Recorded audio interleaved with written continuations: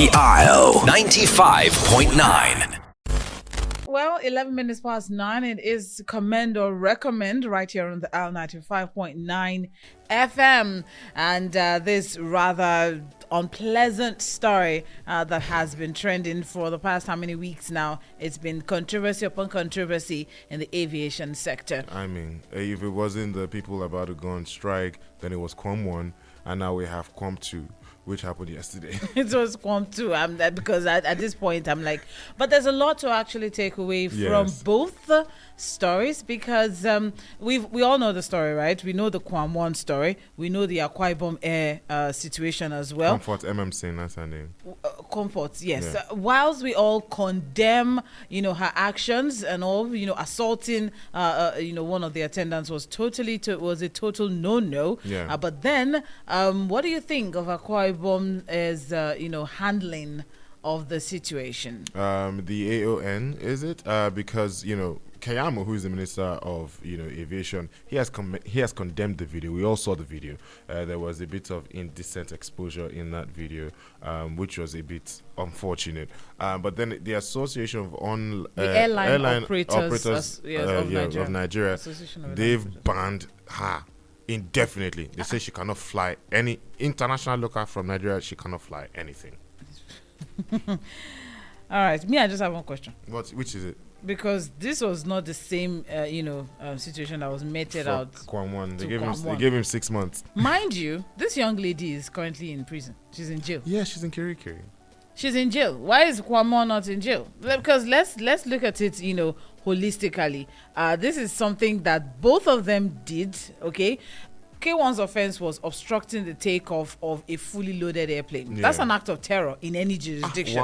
Wow. He spilled alcohol on the captain of the flight. He attempted to board with content above permitted limit. Mm-hmm. He threatened the owners and the crew of ValueJet. All of these are enough to put him behind bars for at least 2 years. But he walks free. And then you have the Ibom or the Ibom Air passenger. This was what she did. She refused to turn off her phone. That's not a crime. The crew should have simply asked her to put her phone in airplane mode. Simple. Yeah. She physically assaulted crew members on and off the plane. Yes. And then she was dealt same assault, even in more measure, because we saw her boobs. Oh, all right. Goodness. Now, how is our situation same as that of K1? It's not. And how come the NCAA Act that doesn't prescribe jail term for her, prescribe jail term for her, but doesn't for Quam 1? Doesn't prescribe for Quam 1, prescribes for her. See, I understand what you're saying, but I do think that the mere fact that there is a video of her slapping the stewardess, the girl, what's the air hostess. You saw the video? Yes. Where she slapped the air hostess. Okay. Again, Quam 1 was just like leaning on the jet. That was not violent. Oh my goodness, stop.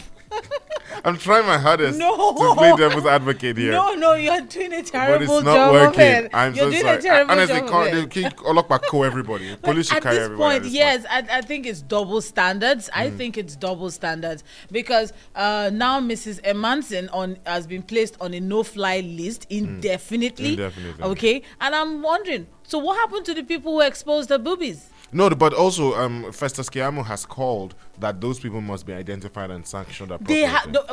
Identified? I don't understand. They want to identify people that we saw their faces in the video. What is going on? I just feel like it's double standards and it's totally, it should be looked into. And I feel like that woman's mental health should also be looked into because the way she went all out, her drama, her theatrics, is not for a normal person. It's not normal. It's not normal. It's not normal. I hope she wasn't on something. I think, exactly. I hope she was not on something. She should be checked as well. And then how she's in jail and Uncle K walks free is a question that I'm asking. So it's all good. We wish everyone all the best on this one. But it just shows double standards. And also, I think one thing, while we try to make sense of the mess, one thing is very important. Please, when you're using the airplane, when you're using anything that the public uses, not just you, please don't put other people in danger. I don't know how much we're going to say this. Whether you're Quam 1 or you're Comfort Emmanson, your conduct was deplorable. No matter how you want to look at it. Both of them. Both of them. So for us outside, we are looking and we are all judging and we're all passing judgment. Let's not just pass judgments without trying to learn anything from these situations. I beg of you, if anybody comes to the plane and doesn't switch off the phone, I will be the one you have to contend with. There is a reason. Yeah, that's right. There's a reason why there's airplane mode on everybody's phone. You can There's play your Candy reason. Crush later, girl. You can play your Candy Crush. Whatever it is that you are doing. You've flown before. Until we've seen your travel record, you've flown before. Exactly. This is not the first time you're flying. So what happened that you could not just turn off your phone or put it on airplane mode? That thing is just as simple as that. And then going as far as doing that. But then the same measure of harassment that she meted out was meted out against her. Times 10. I'm still gonna say it with her boobs. She lost. She didn't win this. This was very bad. In fact, I feel like Kwon might have won, but she did not win this at all. Goddamn. That's the start of the song, by the way. Goddamn by Ribena and Shode. And Shode. Enjoy the music. When we come back, more. The Isle 95.9.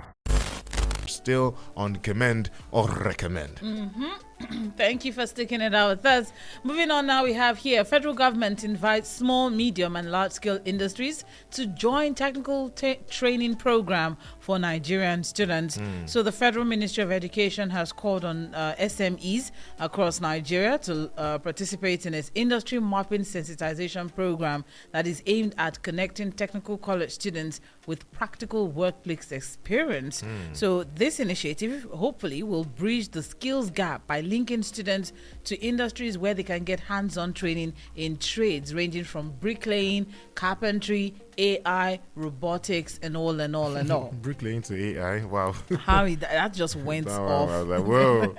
All right. So the industry mapping sensitization program will hold this month in various cities across the country, and the call for industry collaboration follows significant reforms as the government has shifted the curriculum from 80% theory and 20% practical to 80% practical and 20% theory, upgrading 38 technical colleges, introducing artisan-led mentorship models. I think I appreciate this. I think I can appreciate this. I think I appreciate because this. we talk a lot about having mentors and how learning from them and their experiences could really impact your life. So this is something that I can get on board with. Also, I don't think that vocational education and training in Nigeria gets as much attention as it should get. So it's good to see that the ministry is knowing that, these people are there and the work of your hand can really get you fed big time. Well, the biggest win for me on this one, the biggest commendation from me on this one is the fact that it's very important that these students understand the practical aspect. I know a lot of people who studied mass communication but can't communicate effectively. Yeah, but when they write the exam, they'll pass because it's all theory. So they don't really, it's cramming. They're cramming it's and just dumping. Cramming, garbage in, garbage out. Yeah, and there's a lot of people who majored in PR and advertising, but they can't write a simple press release. All these things are very, very, very important. So I think I'm totally on board with industries working with technical colleges. You know what? You guys want to have hands-on experience. It's a win-win for everybody. Yeah. These people get to learn. You get free labor. It's not free.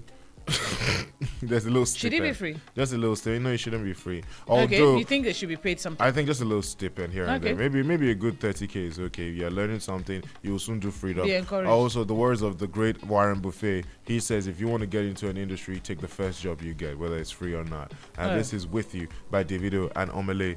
I'm with you. Omobi's with you. The Good Nigeria Show is with you. Ta-ta-ta. The Isle 95.9. Right here on the Isle 95.9, the 12th of August. I think it's really speeding by. And I wanted to speed by. You know how I am. I need the end of the month to come so I can go out and have some fun again because the money has finished.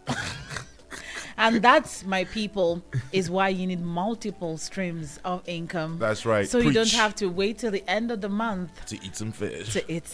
Okay.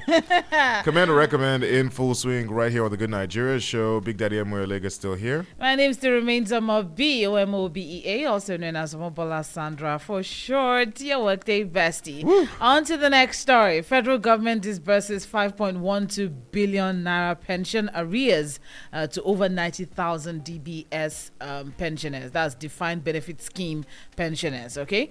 So these funds have been released under the Pension Transitional Arrangement Directorate, and this was contained in a statement issued by the head of corporate communications, Mr. Lugbenga Ajayi, and he said the directorate had finalized the disbursement of the money. The NCS, the NIS, the Prisons Pension Department, all of them are 8,000, about 8,600. They received 276,000 for 1 month arrears, while the police pension department received 9,000. Who are over 9,000 rather, received about 619 for 2 months as arrears. The civil service, on their part, they were over 12,000. They received 408,000 for 1 month arrears. And the parastatals, who were over 59,000, received 3,000. 3,814. 214 naira. I don't think that figure is complete. All right, there has to be something wrong with that figure. so this is really a good one. I mean, just last week, the president approved a series of far-reaching measures to improve the welfare of pensioners under the DBS, marking a significant milestone in Nigeria's pension reform efforts. And these approvals were confirmed, and this shows the strong commitment in senior citizens' welfare. I think I commend this one. I commend this one. I think it's something that we really need. We have too many older people who, and I'm going to say something, there are some people who've worked, and then they turn 70, and then they realize, oh my goodness, I think I have to go and work again.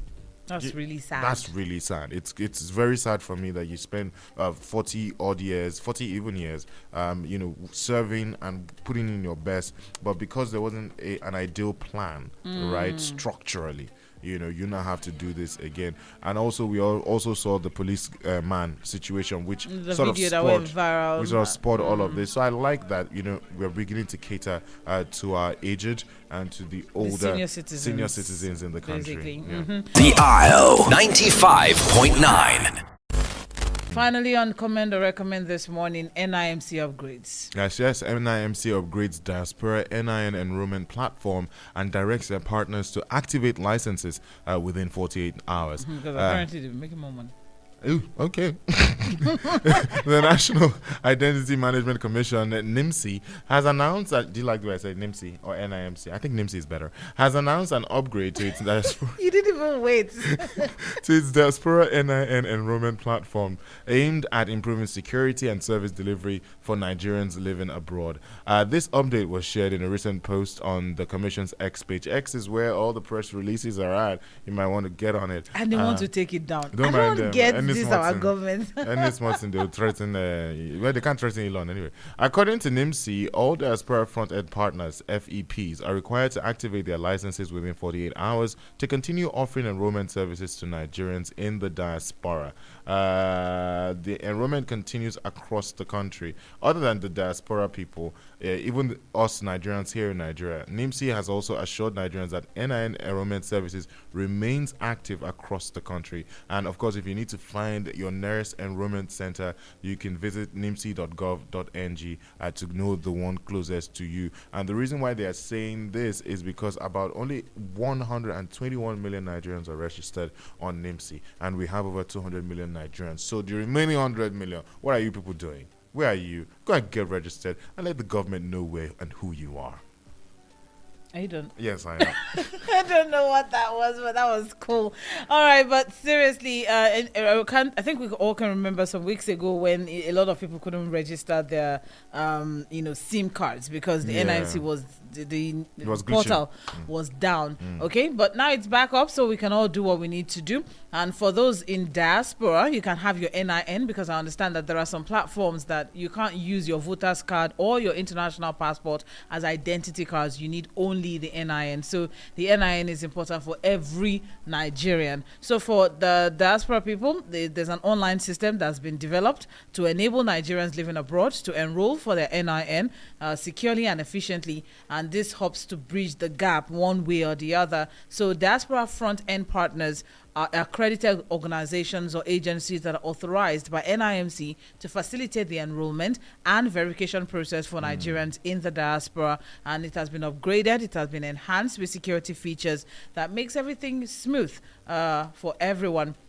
Yes, okay. and just as you said, it did grow by 7 million in 2025, in the first part of 2025, as of July. That's reaching a total of 121 million Nigerians, as I said, enrolled as of June 30. Now, this follows a growth of 10 million recorded in 2024, signaling that Nigeria is on course to surpass last year's enrollment numbers and is steadily progressing towards its goal of registering 95% of the population by the end of the year. I don't know how feasible that is, 95% of the population, because there's going to be diminishing marginal utility on this. But, I think just the fact that people are still enrolling and getting involved in the system and to be identified is a good thing. If this thing could be done from the comfort of my house. Thank you. That's all I need to do is just go and do this thing on my phone. All right, it will be easy. But there's a lot of bureaucracy and there's no need at for the it. Office. And there's no need for it. We like paperwork. We love paperwork. We love having too many partners. This is something I should be able to go to a website and I can't even print. Do you know I can't print my NIN slip? So I have to pay somebody to print the NIN slip. If people in diaspora can do theirs remotely, why can't we here in Nigeria? Why are you punishing me for being within the border and the boundaries of Nigeria? I don't know. It's just a little bit, chaotic at this point.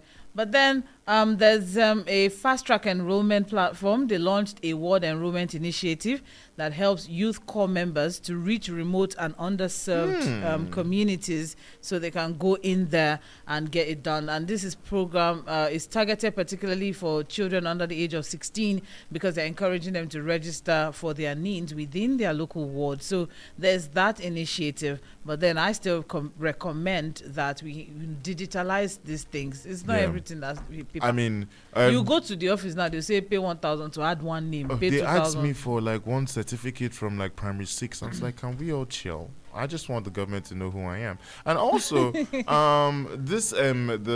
youth corpers, going to remote locations. I think that one is a brilliant idea. I like that idea. I commend that as well. Since you are going to serve the government, serve us through and through, NYSCites.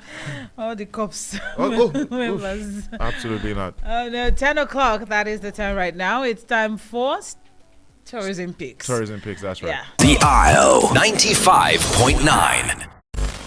Hi, my name is Omo B, also known as Omobola Sandra for short. I co-host the Good Nigeria show on the Isle 95.9 FM. If you like the video you just watched, do well to like and subscribe for more content.